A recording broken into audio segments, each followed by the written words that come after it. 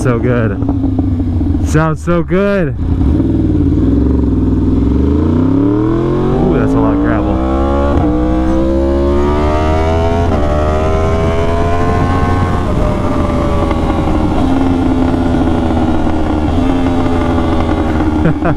Oh man. Woo!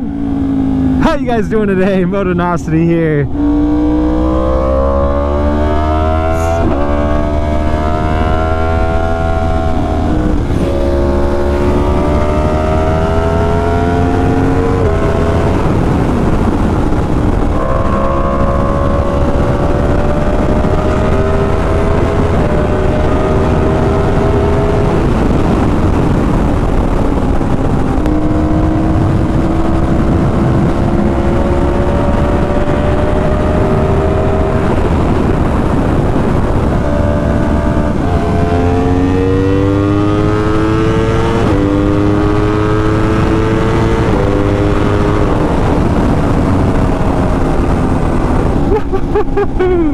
Okay, enough playing around.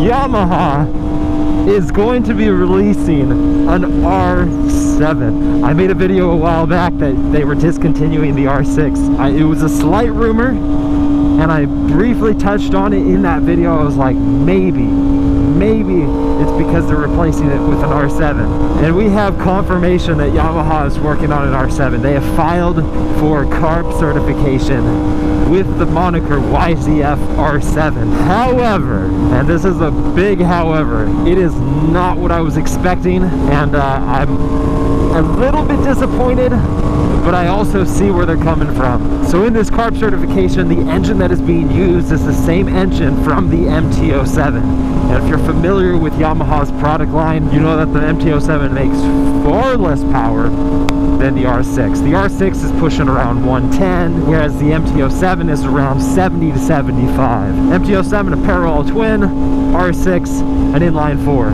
Two completely different engines. The MT-07 is just under 700cc. The R6, of course, is just around 600cc. If you're new to motorcycles, new to engines in general, the volume of the engine does not directly equate to the power of the engine.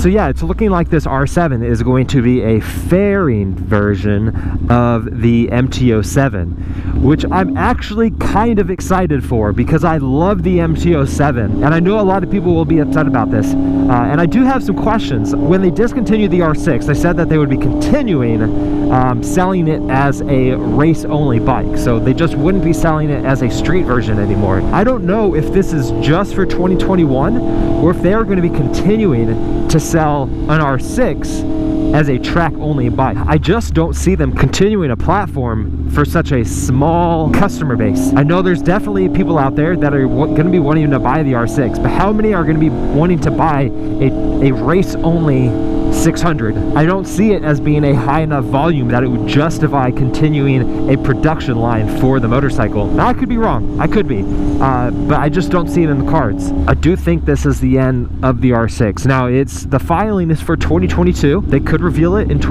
later this year in 2021 as a 2022 release, so maybe coming out in the spring. And so it looks like this is going to be kind of what we got with the SV650 from Suzuki back in the mid-2000s when I had that bike, because you could buy a naked version or you could buy a fairing version. Granted, it wasn't as drastic as a difference as I think it'll be between the MT-07 and the R7, because it looks like the R7 is going to be produced much more like a sport bike compared to the MT-07, which of course has actual handlebars, not clip-ons, things like that. The SV650, on the other hand, it was basically just like, you want the fairing or you don't want the fairing.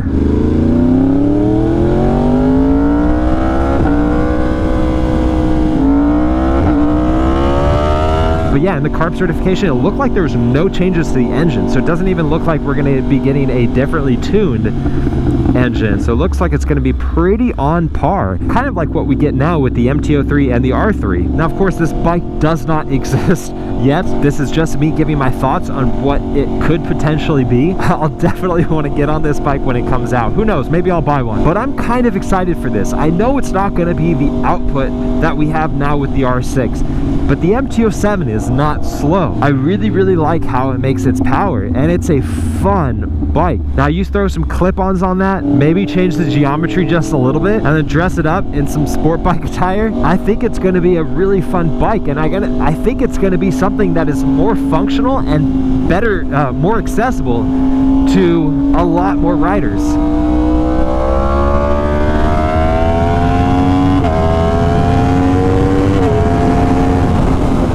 Now, the R6 right now it's a full-on sport bike. Like, obviously not to the power of the R1, but it is not slow, and it is definitely very track oriented. I think the R7, if it comes to be like I think it is going to be a lot more fun to ride on the street. It also seems like it might be a better stopgap between a lower powered bike and the R1. So you're not basically going 90% of the way to the R1 straight from a beginner bike, which is definitely possible, because like that's what I did. I went from the SV650 to the R6, and it took some getting used to, but after a month I was comfortable on that bike. But maybe not everyone wants that. They just want the fun that you can get from the MT-07, but they want it a little bit more streetable. I say that because when you have a naked bike with no fairings, no windscreen, it's a little bit rough if you're going to be riding on the highway the majority of the time, or even any decent amount of time. Something kitted out like a sport bike is going to be really nice for that. And when you pair it with that engine from the MT-07, I think it makes for a really pretty freaking sick street bike. But here is the biggest kicker. Like, this is the biggest reason I think this is going to be really, really nice in Yamaha's lineup. The R6 retail MSRP is over $12,000. The MT-07 is under $8,000. They come out the R7, I think that's going to be around the same price that the MT-07 is. You're not going to see them hike that price up thousands of dollars just for some fairings. And all of a sudden, you have a middleweight sport bike that is affordable to a lot more people. It's not really cheap right now to buy an R6.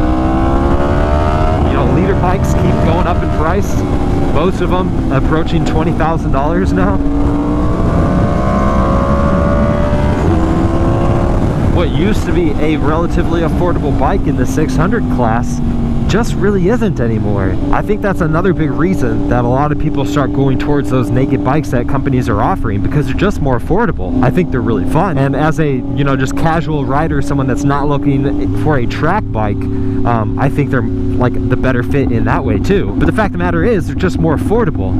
And if they're going to be releasing an R7 that's super fun, but in a more sport form that is now affordable, that is awesome. The R3 is around that $5,000 mark.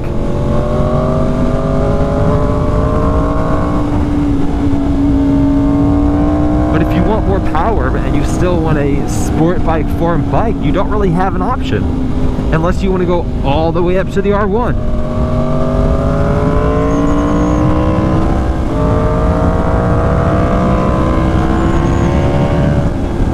So I think this is going to be a really, really nice fit in Yamaha's lineup. I'm really curious what they're going to do with the fairings, if they're going to go all out and really put some effort into making a super, super clean looking sport bike, or if it's going to be more of just like tacking on some fairings to a naked bike. I know it's not the Gixxer 750, RS 660, competitor that we thought might be happening.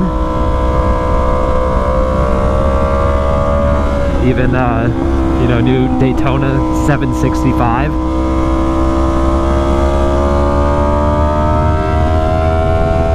But I think this actually may be a much better play for Yamaha, and something that a lot more people will be able to enjoy. By the way, things are starting to green up. Some trees are starting to get their leaves back. My tree tunnel is about to Close up.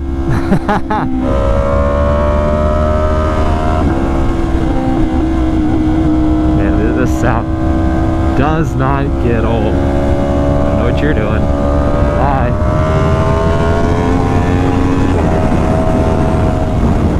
By the way, if you're not following my TikTok, make sure you do so.